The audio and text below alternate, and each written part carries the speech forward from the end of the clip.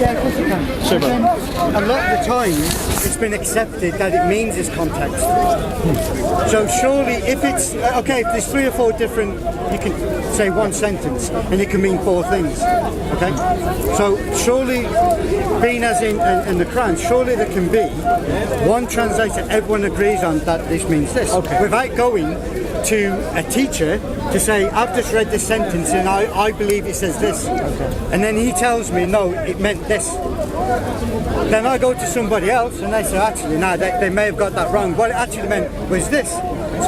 So my point is, a lot of the disagreements and the shouting and the baiting that goes on, it's not so much that there's any disagreement, it's we want a single text, because if everyone someone keeps bringing it open in the Quran and they'll read a verse, and every person will say, no, you took that out of context, and they'll say, give me one then, and they'll say, well, I'm not a scholar, if I say it out of context I could be lying, so I will go away, find out what it means and come back.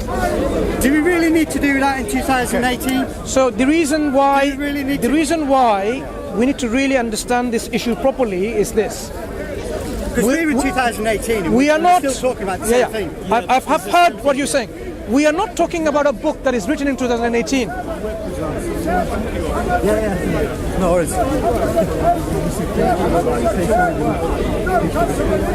Sorry. We are not talking about a book that is written in 2018, right? Oh, no. So let me address your point. We are talking about a book that is written in the most eloquent of ways, in a language that is 1400 years ago, even though it may have been preserved by people, right? So if you are proficient in that language, you know what it says. It's quite clear. But if you are not proficient in that language and you're relying on translations, here are the problems that you'll find. Okay, so can I make my point, right? You have to have adequate knowledge of the language that this book is written in, the Quran, right? And you need to have adequate language in the way that you're going to express yourself in the translation, whether it's English or otherwise. So you have to have proficiency in both of these languages. Not everyone understands the language that they're translating from with all the necessary understanding that they need. For example, there are many things that the Quran has only one word on its entire whole book. Now, what is the meaning of this word? If you find this meaning is not present elsewhere in the Quran, then you can't use the Quran to define the meaning of the book. If you have the same word repeated in the Quran, then you can actually understand the meaning of the word in the usages elsewhere within the book. Do you follow so far? Okay. That's like in any language. Sure. So when we talk about the Quran, do you know why it is very difficult to translate? Because it comes with such a conciseness and eloquence of the language, has so much meaning within it that people can easily, if they miss the understanding that is being intended, and then give you a total different meaning. Even in this day and age. Please. To explain this a bit further. The Quran in one place says about the Prophet, very early language of the Quran, okay? وَثِيَابَكَ فَطَهِّرْ, and purify your clothes. That's the word thiyab is used. If you ask a modern day Arab, what does it mean? He'll say, and let him purify his clothes. God is asking the Prophet. But this word thiyab has other languages during that time in the classical Arabic. It doesn't only mean clothes. Okay? So if it also refers to the internal state, your heart, your qalb, for example, and the Quran is, Allah is saying, and purify your heart. Okay? Then you would say, okay, it may also mean this. So we are talking about words that have been chosen by Allah in such a way to express in this magnificent form of meaning, which may mean several things equally. Which of the meaning? So when the translator chooses to translate, they will choose to translate from what the person understands from the immediate text, from the context. So if you, as an Englishman, want to read the Quran and try to understand this, what you should do is this simple. Instead of relying on one particular translation, consult several English translations. There are more than 40 available, I think, online in English. But of course, some of the translations will be sectarian, biased, having a biased view of how they're translating it. But if you get translations which focuses on the language, on the rhetoric, on the meaning, and gives you the understanding how Muslims generally believe, rather than say a Jewish professor translating it or a secular liberal translating it, they will translate with their particular, some understanding of things, right? So you cannot then say, I'm at a confusion, I don't know how to understand this Quran, because you can get the meaning. When the Quran says, there is no God except Him, La ilaha illahu, no one can come and translate, that means, He can also be God too. There is no room, there is no ambiguity. So the context of things that we are Muslim referring to, where things are revealed, for example, to give an example, God and His Messenger is free from the obligations, this covenant they had.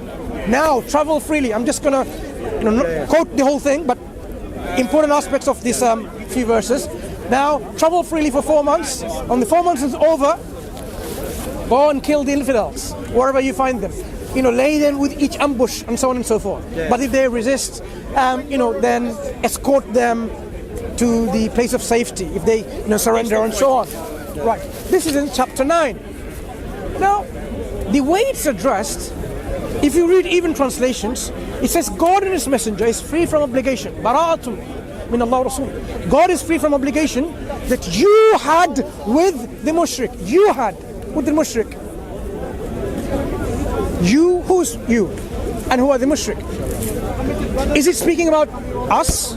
Did I have a covenant, a treaty, a pact with the idolaters, with the infidels? No, I don't. So it's talking about a historical event. So we need to know the historical event associated with this description. So that's where the context comes along from history. That context could be given information in the hadith of the Prophet ﷺ.